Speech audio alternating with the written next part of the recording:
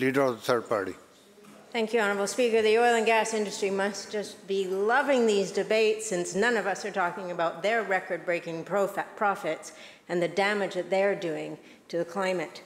The Coastal Gaslink Pipeline project, for example, has been a nightmare from the beginning.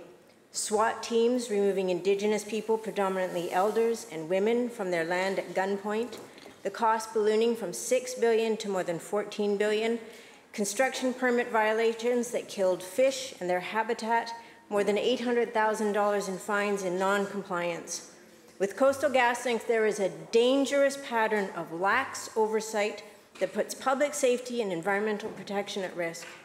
We can look to the BC Energy Regulator for this. The regulator is both a one-stop shop for all approvals and in charge of keeping companies in line with the laws.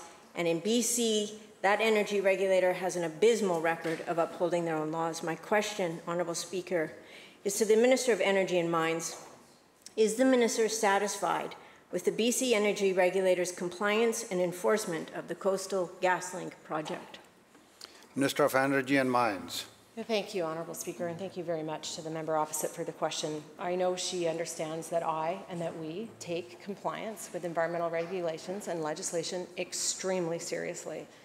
Our goal, of course, is to minimize impacts on the environment and to ensure that projects are moving ahead in accordance with the conditions of their assessment and in compliance with all of those laws and regulations, Mr. Speaker. The BC Energy Regulator works closely with the BC Environmental Assessment Office. They conduct inspections and they issue orders where necessary. If the orders are complied with, additional orders are issued and escalating administrative penalties are possibly levied, sometimes definitely levied. Between the two regulators, more than 600 inspections have taken place to date. They share responsibilities on the project. The two agencies are in regular contact with each other.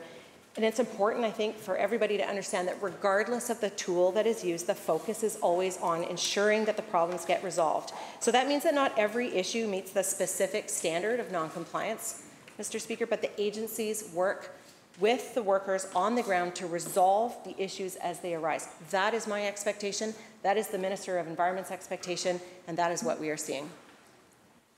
Leader of third party supplemental. Thank you, Honourable Speaker. I'll take that as a yes. The Coastal GasLink Pipeline has been an unmitigated disaster, and yet it gets worse.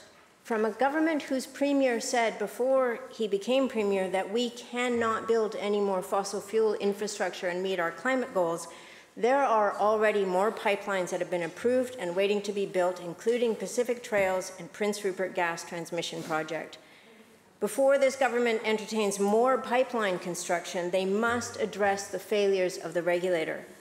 Reports from the Prince Rupert Gas Transmission project show the proponent conducted poor archaeological work, placed the pipeline right of way through old-growth deferral areas, and will cross countless salmon-bearing streams in the Skeena and Nass watersheds. We already saw the damage of Coastal GasLink to Wet'suwet'en territory, and now we're preparing for more damage from more pipelines, emitting more emissions when we are in a climate emergency. My question to Honourable Speaker is to the Ministry of Energy and Mines. Setting aside the insanity of building more fossil fuel infrastructure, what does the Minister of Energy and Mines say to British Columbians who have no trust that the BC Energy Regulator will ensure that laws, regulations and conditions will be upheld during the construction of the Prince Rupert Gas Transmission Pipeline? Minister. Thank you, Honourable Speaker. Well, once again, I have to confirm that we take this issue of meeting the requirements of environmental regulations and legislation extremely seriously. It is what British Columbians expect when projects like this, if a project like this takes place. And as I've explained, Mr. Speaker, the Environmental Assessment Office, the BC Energy Regulator, take those obligations very seriously. They conduct them, they conduct the inspections, they issue the orders where they are necessary. The environmental assessment certificate, of course, comes with a number of conditions that must be met. As the permits from the BC Energy Regulator, those conditions must be met as well. Mr. Speaker, we were talking about Coastal GasLink, and since February 2022, more than $800,000 in fines have been issued to Coastal Gaslink because it shows that we must continue to take environmental protection extremely seriously. It's why we have brought in additional enforcement to Coastal Gaslink. It's the same type of expression of a commitment that we would show to any future pipeline. Mr. Speaker, the member opposite is right to demand high environmental regulations. We take this very seriously. Those standards are high, and we're going to continue to meet them.